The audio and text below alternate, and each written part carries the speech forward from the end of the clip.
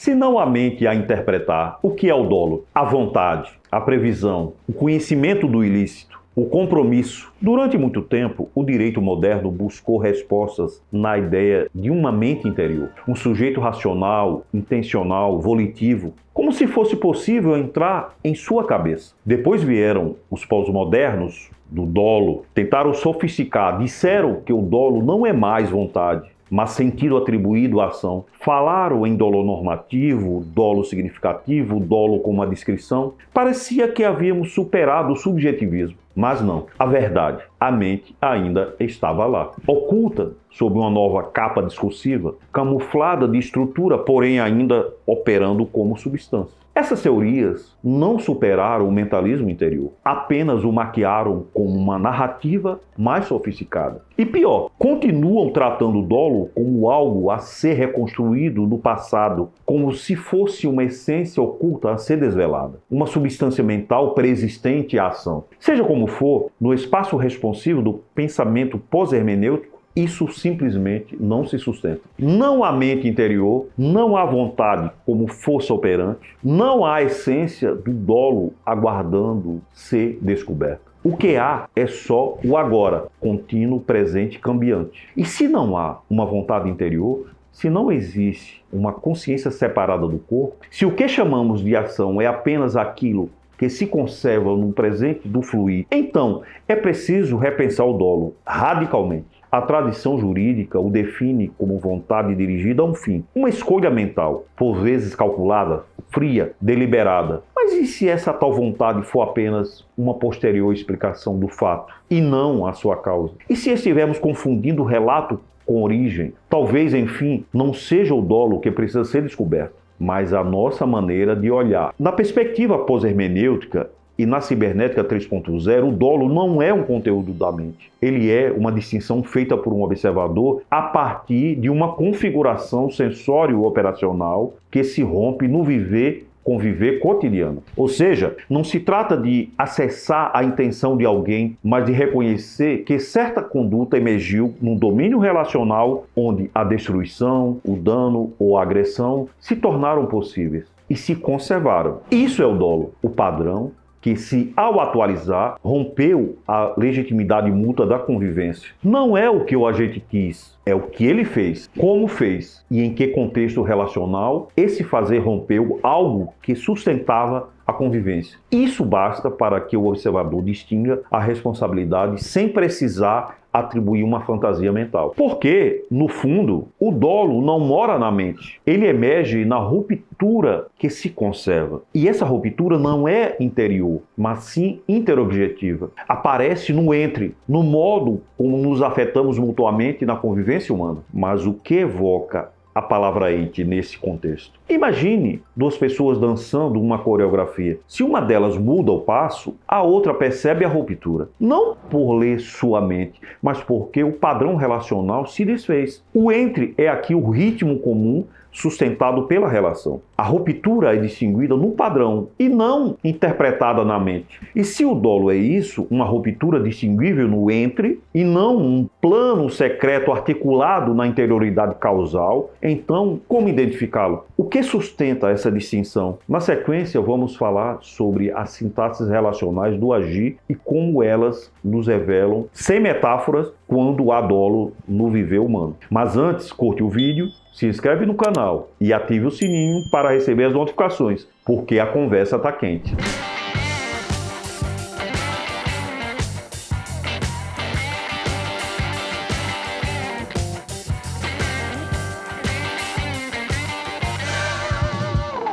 Pois bem, se não há interioridade causal, se o que fazemos emerge do acoplamento entre corpo, emoção e ambiente, então o que chamamos de intenção é apenas uma palavra que usamos para evocar coordenações recursivas de condutas, emoções e sentimentos que se atualizaram. Mas como distinguir o dolo então? A resposta está na sintaxe relacional do agir. Toda ação humana é uma configuração sensório-operacional especificada por uma emoção. Não há fazer neutro. Todo fazer é, antes, um emocionar, um fluir em que certas condutas se tornaram possíveis e outras não. É o que sugere o dito popular: assobiar e chupar cana. As duas ações poderiam ser realizadas ao mesmo tempo, simultaneamente? Por isso, não é preciso que o agente queira o resultado. Basta que sua conduta tenha emergido de um emocionar que tornou esse resultado possível e o conservou. O dolo, nesse modelo, não se subordina a estados mentais interiores, mesmo que a fisiologia, de algum modo, envolva-se no fenômeno. Para sua configuração, o que importa é a sintaxe da ação, do tipo de corpo que agiu, da emoção que especificou essa conduta, do acoplamento relacional em que essa ação rompeu a convivência humana. Essa sintaxe é visível, ela pode ser distinguida por quem observa, mesmo depois dos fatos. Basta marcar o que se conservou no padrão relacional. Se o padrão sustentava o cuidado e foi rompido pela conduta em um agir desconectado, desatento ou inadequado ao contexto relacional, estamos diante da imprudência ou culpa. Se o padrão relacional sustentava o cuidado e a conduta rompeu esse padrão com um fazer especificado por uma emoção incompatível com a legitimidade do outro, como desprezo, arrogância ou hostilidade, há dolo. Se o padrão relacional já era de ruptura, indiferença ou agressão e a conduta conservou esse padrão, há dolo, porque o agir atualizou e manteve o rompimento da convivência. O diferencial está na emoção que especifica o fazer e no padrão relacional que se rompeu ou se conservou no entre ou na relação. Não é preciso imaginar o que o agente quis. É preciso distinguir o que o agir fez no campo do viver-conviver cotidiano. Mas veja, não se trata de adivinhar o que a pessoa pensava, trata-se de observar o padrão que se rompeu ou se conservou na relação naquele entre, onde dois mundos se tocam. Porque é nesse entre, nesse domínio sensório operacional do conviver, que o dolo se configura. Ainda assim, uma questão crucial permanece em aberto. Se o dolo não é subjetivo, se a ação emerge de uma sintaxe relacional, então, como o juiz pode atuar responsivamente diante dessa configuração? Vejamos então. O juiz tradicional reconstrói, interpreta, monta narrativas, recria vontades, deduz saberes, pressupõe sujeitos intencionais. Por seu turno, o juiz pós-hermenêutico não reconstrói e não interpreta. Ele distingue, diferencia. Como diria George Spiesenbrough e com ele Gregory Bateson, o juiz não revela uma verdade oculta, mas traça uma distinção no contínuo presente do viver. Reconhece a diferença que faz a diferença ao marcar o padrão de ação que se conservou, as emoções que o sustentaram e os efeitos que ainda reverberam no fluir da convivência. Ele não precisa saber o que se passava no cérebro do réu, porque essa mente, como lugar do dolo, é uma ficção funcional do sistema. No lugar disso, o juiz opera recursivamente e observa. Essa ação rompeu o padrão juridicizado da convivência? Que sintaxe ela expressa? A ação persistiu, apesar das possibilidades de sua cessação? Conservou o dano como padrão? Se sim, então é aí que está o dolo. Não porque alguém quis, mas porque alguém não cuidou e seguiu não cuidando. Desse modo, o direito se desloca da causalidade mental para a responsividade relacional. E ao invés de punir vontades, o juiz cuida do viver e conviver cotidianos, distinguindo rupturas que precisam ser restauradas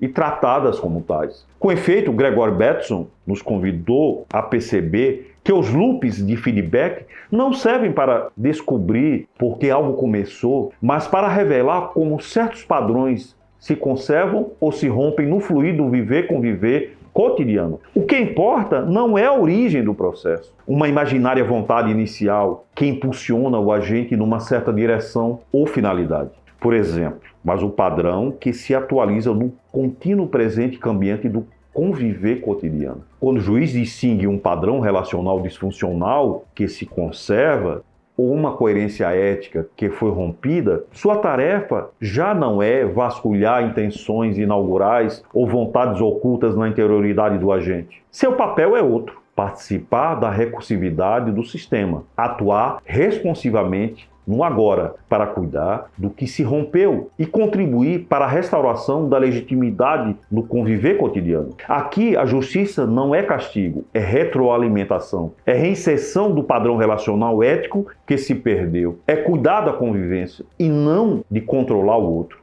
E mais, o juiz não é um ente neutro, ele é parte da rede que se conserva ou se rompe em cada decisão. Seu ato também entra no loop. Por isso, a decisão não é um ponto final, mas uma ação situada em uma cadeia de recursividades éticas e operacionais. Na cibernética 3.0, a responsabilização não mira o passado, nem se projeta para o futuro. Ela acontece no presente, no agora, em que uma distinção precisa ser feita para restaurar a legitimidade do conviver cotidiano. E é exatamente por isso que o dolo não pode ser compreendido como um conteúdo mental. Ele é uma distinção interobjetiva feita no domínio relacional do viver compartilhado.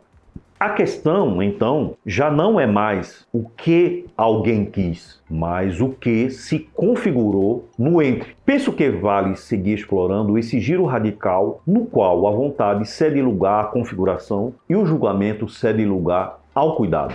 Reiteradamente, já vimos, na dogmática penal, o dolo continua descrito como um conteúdo mental, algo supostamente dentro da pessoa, uma vontade consciente dirigida à realização do fato. Vimos também que esse viés mentalista se preserva até mesmo na metadogmática penal, quando o dolo é revestido de roupagem normativa e descrito como um suposto compromisso com o resultado lesivo. O conceito de dolo normativo, embora tente se apartar da ideia pura de vontade, ao falar em compromisso, permanece prisioneiro do mentalismo, na medida que compromisso aqui ainda significa uma adesão interna, um querer prévio, uma espécie de aliança subjetiva invisível com resultado lesivo. Isso mantém viva a suposição de um espaço causal interno, uma mente que, antes do agir, já teria se vinculado a um fim que se busca punir. É certo que a teoria significativa da ação procurou superar o mentalismo clássico ao afirmar que o dolo não reside na vontade oculta do agente, mas no sentido atribuído à conduta com base em elementos externos, os chamados jogos de linguagem. Assim, o dolo seria aquilo que o observador jurídico distingue do comportamento do agente à luz de contextos normativos e práticas sociais compartilhadas. À primeira vista, parece um avanço. O dolo já não seria uma essência subjetiva escondida na mente do agente.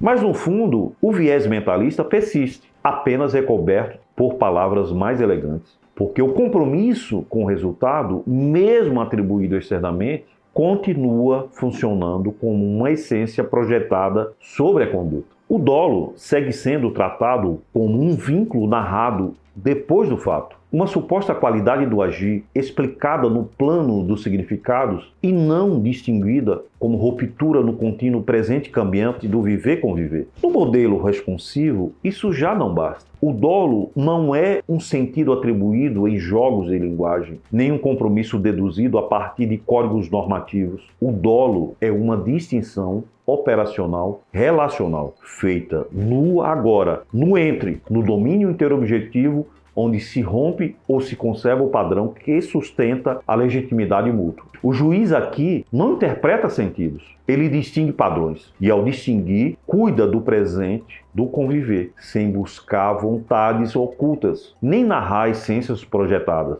É aí que reside a ruptura com o paradigma subjetivo e com a noção de culpa objetiva. Não se trata de procurar uma intenção oculta, nem de medir o comportamento por uma régua externa de previsibilidade ou de dever de cuidado. Trata-se de observar que configuração sensório-operacional se atualizou no momento do agir. Se a ação ocorreu em um campo emocional que nega o outro, como o desprezo, o ódio, a arrogância ou a indiferença, estamos diante de uma ruptura nas condições do conviver. É isso que chamamos de dolo no modelo pós-hermenêutico. uma configuração relacional inconciliável com a conservação da legitimidade do outro. Nesse sentido, o dolo é uma espécie de assinatura emocional da ruptura e não um ato volitivo. E isso muda tudo. Como já dissemos, o juiz, ao distinguir o dolo, não busca um conteúdo mental, reconhece um padrão emocional relacional que produziu uma ação destrutiva. Ele não interpreta a mente, distingue a configuração relacional que rompe o padrão ético que sustenta o conviver. Esse é o ponto de chegada desse episódio, mas também é, como todo verdadeiro começo, um ponto de partida. Porque, se dolo e culpa não são conteúdos subjetivos, tampouco projeções objetivas, o que os diferencia? No próximo episódio, vamos reconfigurar as fronteiras entre dolo e culpa. Não como categorias mentais, mas como modos de ruptura relacional. Prepare-se para distinguir e não mais interpretar.